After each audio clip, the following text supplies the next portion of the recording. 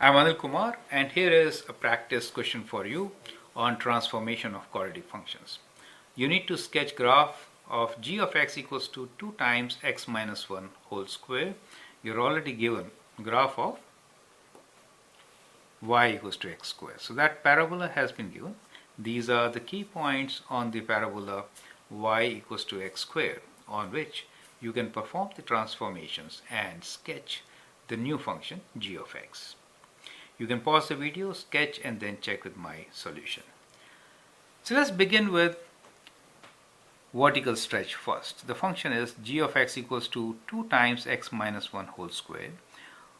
We should always do multiplications first and then addition and subtraction. So first step, we'll do vertical stretch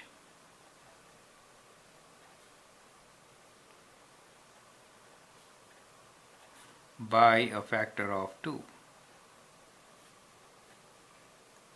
That really means that x values will remain same, but y values will get multiplied by 2. So 9 times 2 is 18, which is very high, right? So somewhere let's say like that. We'll leave it as such. 4 times 2 is 8, so it moves to this point. So that is the vertical stretch. X value is minus 2, y changes from 4 to 8. Then y value for 1 times 2 is 2, so it moves upwards to this point. 0 times 2 is same as 0, so it remains there. So 1 times 2, so you can multiply the y values by 2 and get new points. So we get this as 8, 9 times 2 is 18, somewhere up, right? So that is the graphs. Let me show it with dotted lines here. So that is y equals to 2x squared, right? So this is the graph for y equals to 2x squared.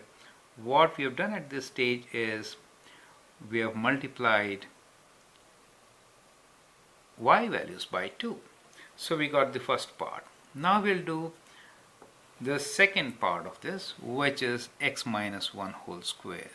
So that means translate, you can say horizontally or left or right, 1 unit, right in this case. When I replace x with 1, this term becomes 0. So right, it will have 0 at x equals to 1. So right will translate each point on this dotted green line 1 unit right. So we get this moving from, this was at minus 2, it moves to 1 unit right. Here from minus 1 moves 1 unit right to 0. This moves 1 unit right to this place. This point goes to 2, right? 1 unit right. Now here, this point 1 unit right is right there, right? So that is moving 1 unit right. Joining these points will give us the final position of the translated parabola. Do you see that? So that is the function.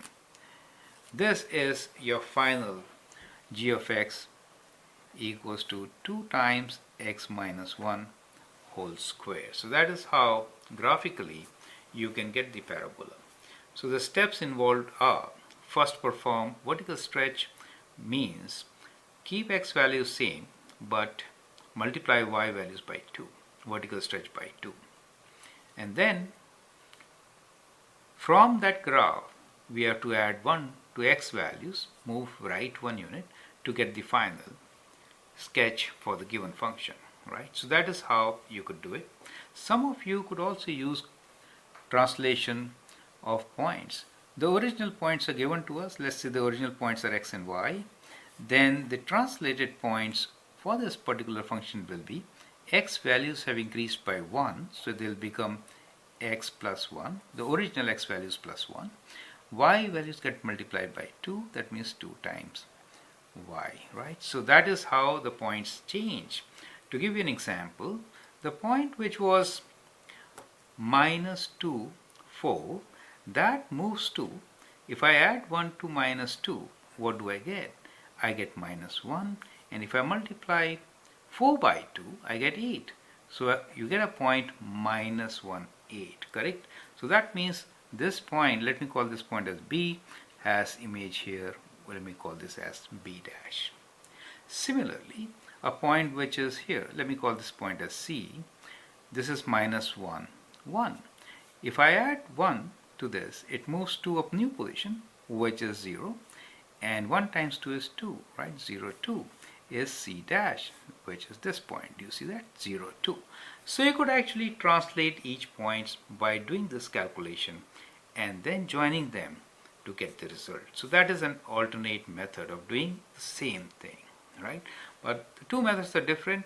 First one, we learned how to do it graphically. Second one, how to use it. Coordinate points, coordinate image points to sketch the graph. Both are equally good methods. You can adopt the one you like. Thank you and all the best.